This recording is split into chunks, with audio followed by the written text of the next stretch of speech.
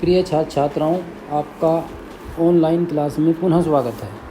प्यारे बच्चों, एसएसटी का पार्ट 1 लेसन नंबर 2 जो हम पढ़ रहे थे, उसका जो शेष भाग है वो हम आज उसके बारे में अध्ययन करेंगे।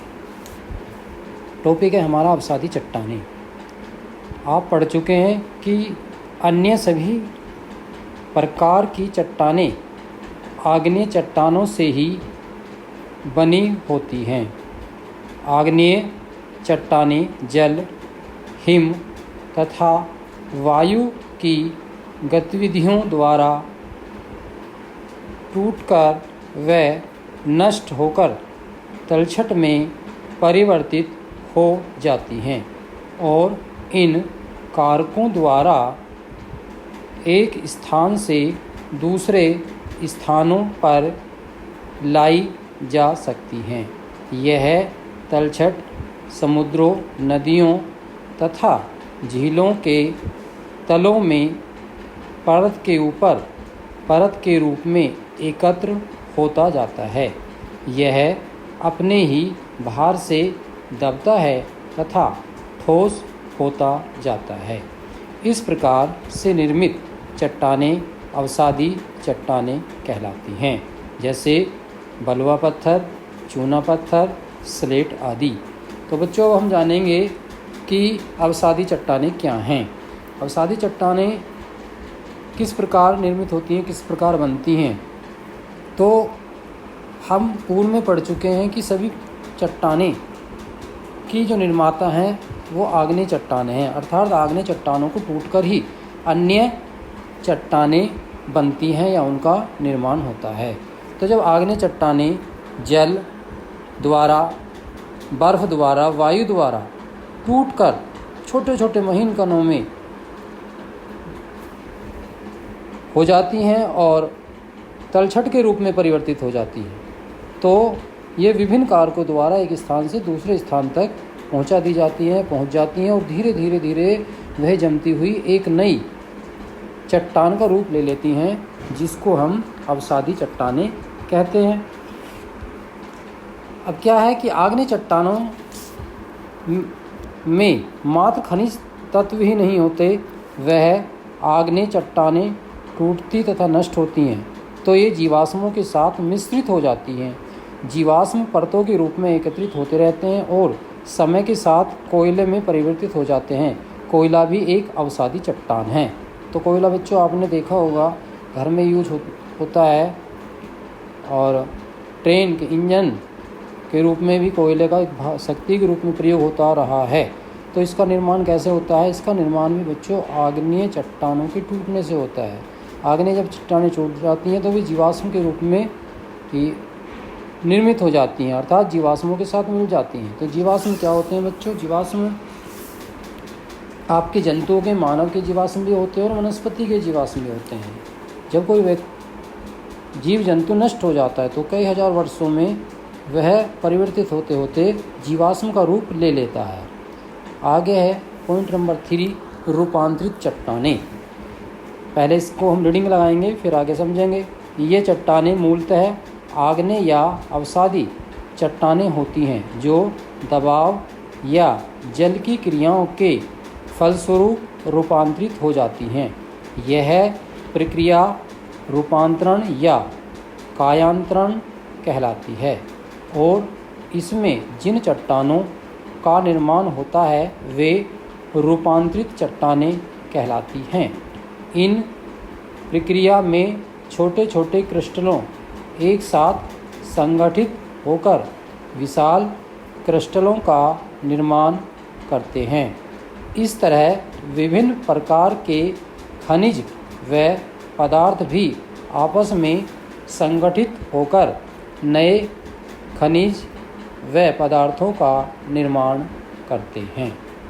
इस प्रकार यह प्रक्रिया मिट्टी को स्लेट में, चूना पत्थर को संगमरमर में, कोयले को ग्रेफाइट में तथा ग्रेनाइट को सैल में परिवर्तित करती है।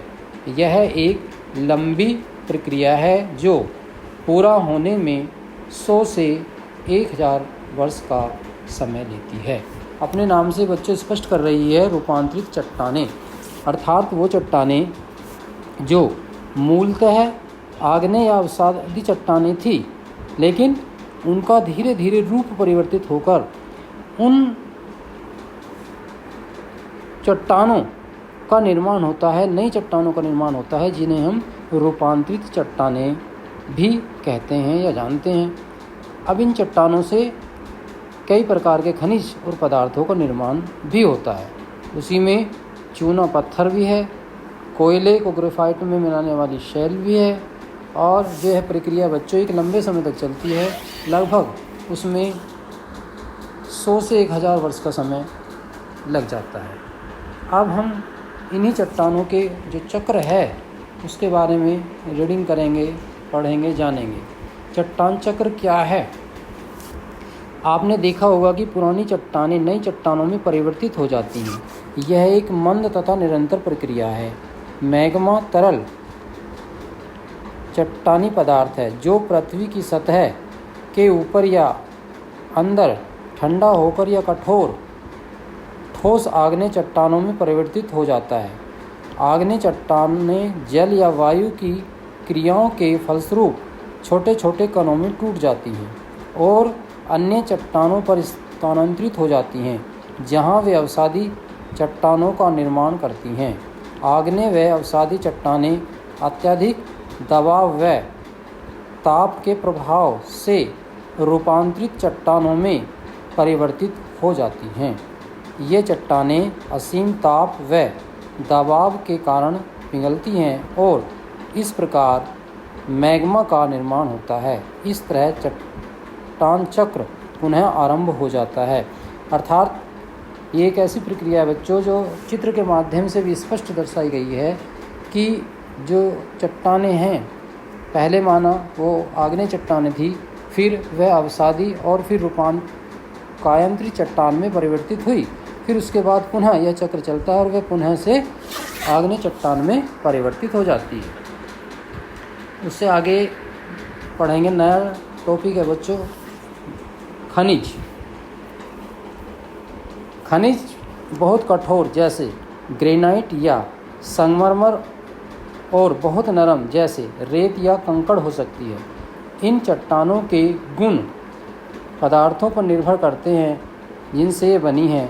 ये पदार्थ खनिज कहलाते हैं। एक चट्टान में एक या एक से अधिक खनिज हो सकते हैं।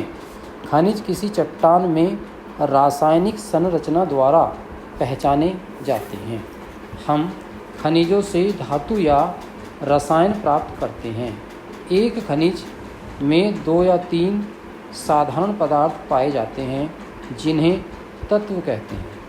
ये चट्टानें जिसमें बहुत अधिक मात्रा में खनिज पाए जाते हैं उन्हें अयस्क कहते हैं। ऐसी चट्टानों से खनिज प्राप्त करने के लिए खानें खोदी जाती हैं। तो खनिज पदार्थ बच्चों हमारी आर्थिक व्यवस्था में अपना महत्वपूर्ण योगदान देते हैं। देश के आर्थिक विकास के लिए खनिजों का होना बहुत आवश्यक है। खनिज कठोर अर्थात चट्टानें से मिलकर जो हमें चट्टानों से जो प्राप्त होते हैं वो खनिज होते हैं।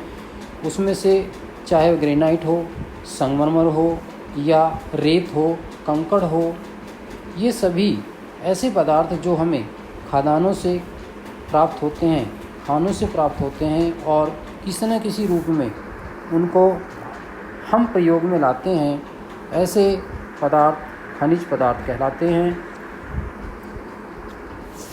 अब विस्तार से जानेंगे इन खनिज पदार्थों के बारे में, हम आगे पढ़ेंगे फिर समझेंगे। खनिजों का आर्थिक मूल्य बहुत अधिक होता है। इनके महत्व का पता हम इस तथ्य से लगा सकते हैं कि मानव इतिहास के विभिन्न कालों में जैसे लोह युग, ताम्र युग, कांस्य युग के नाम खनिजों के नाम पर ही पड़े।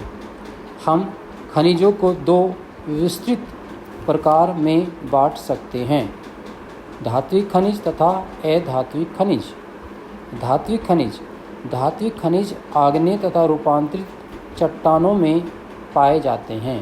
धातु को विद्युत तारों व चादरों में सरलता से डाला जा सकता है। लोहा, सोना, चांदी, सीसा, तांबा, जिंक आदि कुछ महत्वपूर्ण धातुएं हैं। अधात्विक खनिज। अधात्विक खनिज मुख्यतः अवसादी चट्टानों में से संबंधित हैं, जैसे मिट्टी, सल्फर, कोयला, पेट्रोलियम, खनिज लवण आदि। आधुनिक प्रगति व विकास खनिजों के अभाव में संभव नहीं है, इसलिए ये हमारे लिए अत्यधिक महत्वपूर्ण हैं। तो बच्चों, जैसा हमने जाना कि खनिज अर्थ विकास के लिए बहुत महत्वपूर्ण है। यदि हम प्राचीन काल में जाएं, लोह युग में, ताम्र युग में, कांस्य युग में, अर्थात इन युगों में समय अनुसार बहुत अधिक मात्रा में लोहा पाया गया। तो लोह युग, तांबे की खोज हुई, तांबा अधिक पाया गया। ताम्र युग और कांस्य अधिक मिला तो कांस्य युग कहा गया। ठीक वैसे ही वर्तमान परिस्थिति में भी हम इन खनिजों को दो भागों में बांटते हुए अध्ययन करते हैं। पहला है खनिज धातु। इसमें क्या है? इसमें बच्चों सोना है, चांदी है, सीसा है, तांबा है, जिंक है आदि है। अब ये बच्चों हमारे किस काम आते हैं? ये हमारे विद्युत तारों को बनाने में काम आते हैं, चादरों को बनाने में काम आते हैं। आपने घरों में प्रयोग होने वाले जो बिजली के तार हैं, विद्युत तार हैं, उसमें आपने देखा होगा कि उसमें किसका प्रयोग होता है? विशेष रूप से तांबे का प्रयोग होता है, क्योंकि वह उसका सबसे महत्वपूर्ण सुचालक है। आगे है धात्विक खनिज। इसमें प्रमुखतः है मिट्टी, सल्फर, कोयला, पेट्रोलियम। ये भी सब खनिज पदार्थ हैं। पेट्रोल के बारे में आप अच्छी तरह से जानते हैं, डीजल के बारे में अच्छी तरह से जानते हैं, केरोसिन तेल के बारे में अच्छी तरह से जानते हैं कि उनका प्रयोग कहाँ कहाँ पर किया जाता है और वे हमारे विकास के लिए कितने महत्वपूर्ण हैं। तो बच्चों, इस प्रकार हमारा चैप्टर नंबर 1 कंप्लीट होता है। मुझे आशा ही नहीं, विश्वास है कि आपको यह चैप्टर अच्छे से समझ में आया होगा। इसका अभ्यास वर्ग और प्रश्नोत्तर आपको नेक्स्ट पीरियड में व्हाट्सएप के माध्यम से भेज दिए जाएंगे।